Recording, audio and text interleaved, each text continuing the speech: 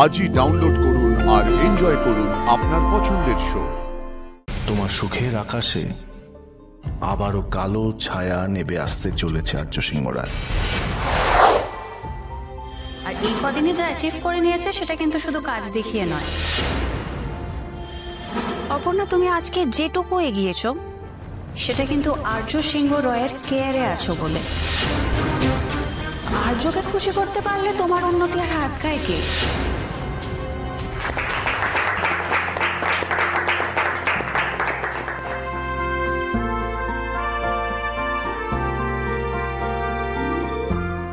Congratulations, অনেক অনেক শুভেচ্ছা।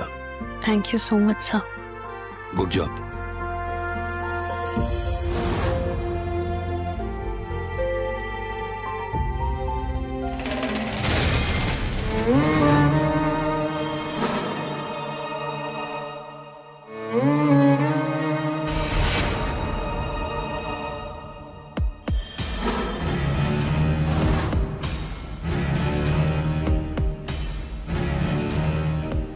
বন্যা, তুমি যা করেছো তাতে কোনো প্রশংসাই কিন্তু যথেষ্ট নয়।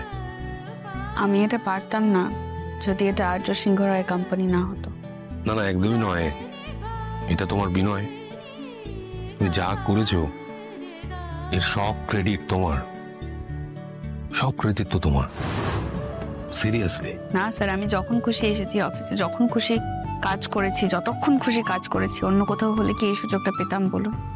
তাই কি এই কোম্পানিতে যে তোমাকে এত প্রশ্নের মুখোমুখি হতে হয়েছে সেটা তো অন্য কোম্পানি হলে হতো না।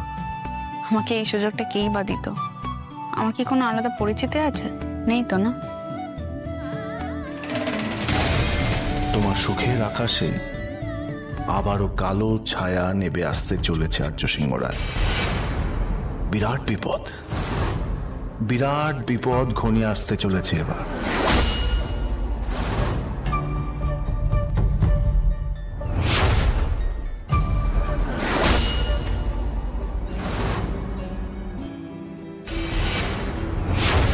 ভুল দেখলাম আমি, এতটা ভুল হবে আমার। কিন্তু যাকে মনে হলো সে কি করে এখানে? না, যাই হোক, একবার যখন মনে হয়েছে তখন দেখতে তো হবেই আমায়।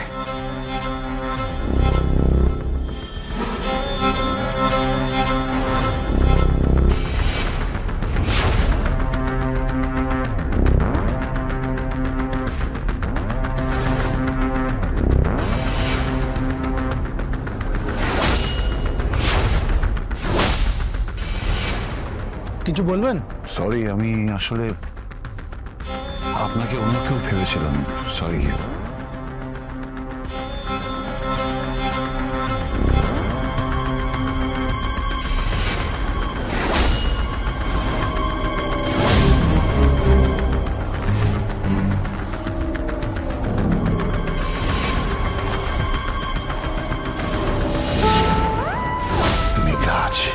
মেঘরাজ, আমি তাহলে ভুল করিনি, ও এখানে।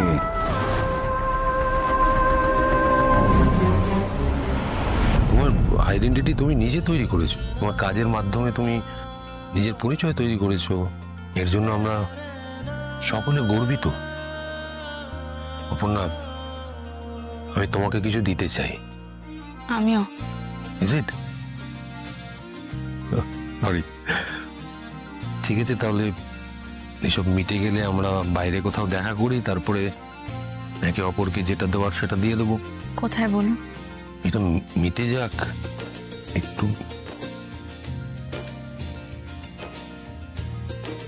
আর্যকে জানাতেই হবে।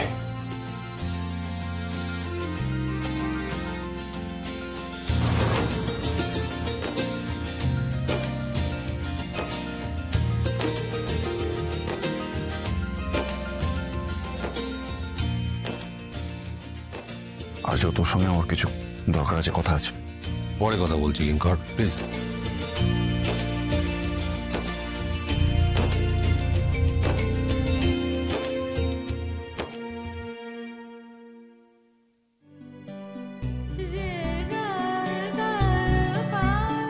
তুমি জানো, বোঝো হয়তো সবকিছুই, তবু যে কথাগুলো আমার মুখ থেকে শুনতে চেয়েছিলে সেগুলো বলা হয়নি তোমায়। একটা সময় অবধি বলতে চাইনি, আর যখন চেয়েছি তখন পরিস্থিতি বাদ সেধেছে বারবার। আমি বলতে পারিনি, শুধু বলবো বলবো করেই অনেকটা সময় নষ্ট করেছি বলে তুমি এখন সবটাই সময়ের ওপর ছেড়ে দিয়েছো।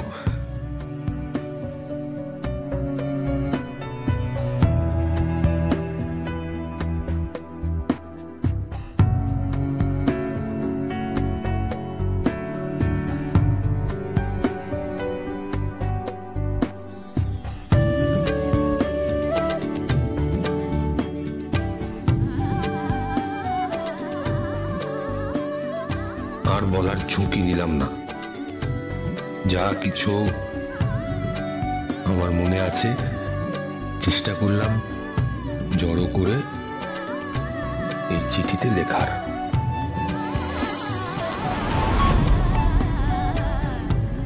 অপর্ণা, এটা তোমার জন্য।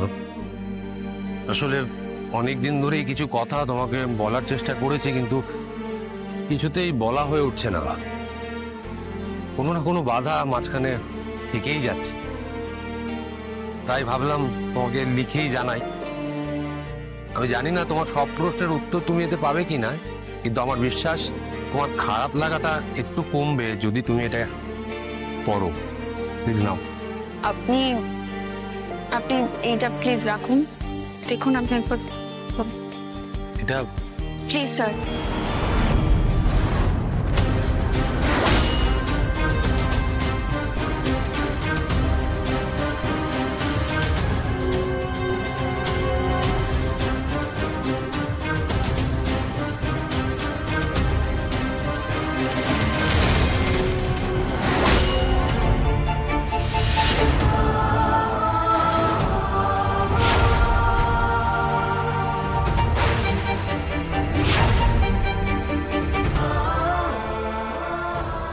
Resignation letter. অপর্ণা, তুমি মানে হ্যাঁ স্যার, আগের বারে চাকরি ছাড়াটার সিদ্ধান্ত আমার ভুল ছিল না, তবে এইবারের কারণটা একদম অন্য।